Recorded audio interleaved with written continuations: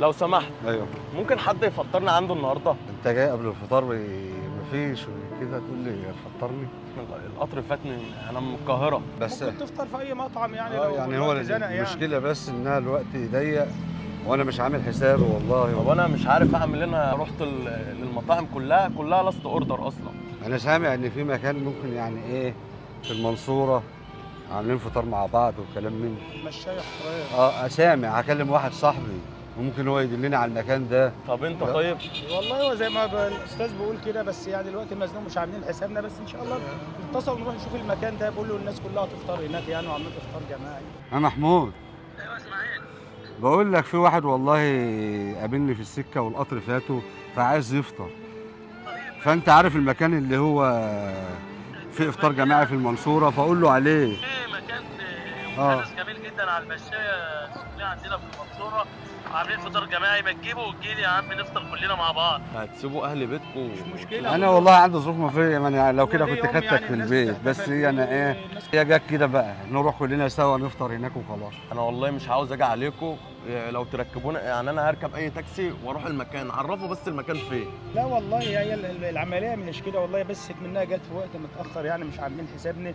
فالمكان ده متاح ان الناس كلها بتشارك فيه في الوقت ده، وبيساعد الناس كلها للخير يعني. فاحنا ده اقرب مكان نقدر نضيف حضرتك فيه. والله لو كان ينفع لكنت خدتك عندي البيت، بس انا والله انا عامل حساب وانت تشرفنا في اي وقت. محمود ازيك؟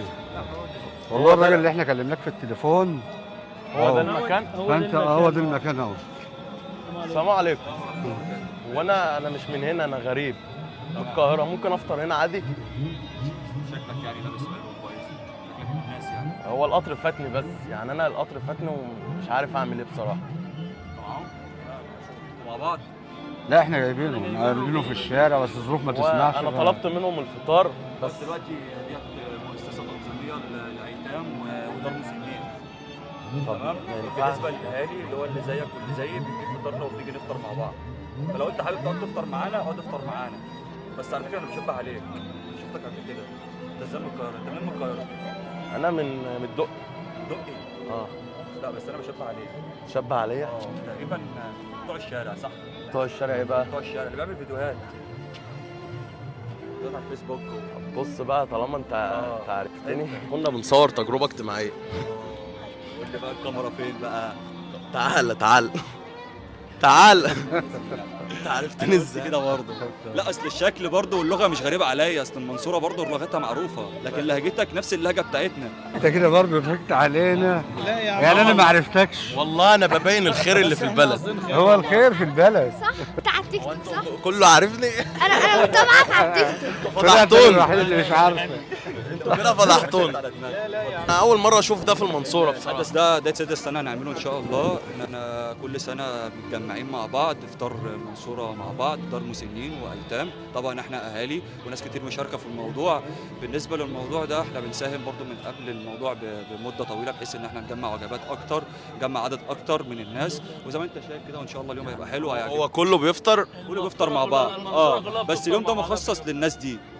لكن بالنسبه للاهالي زيك وزي والدتك ووالدتي والاسر عموما اللي هي اللي زينا زي حالاتنا، يعني ينفع افطر معاكم ولا لا؟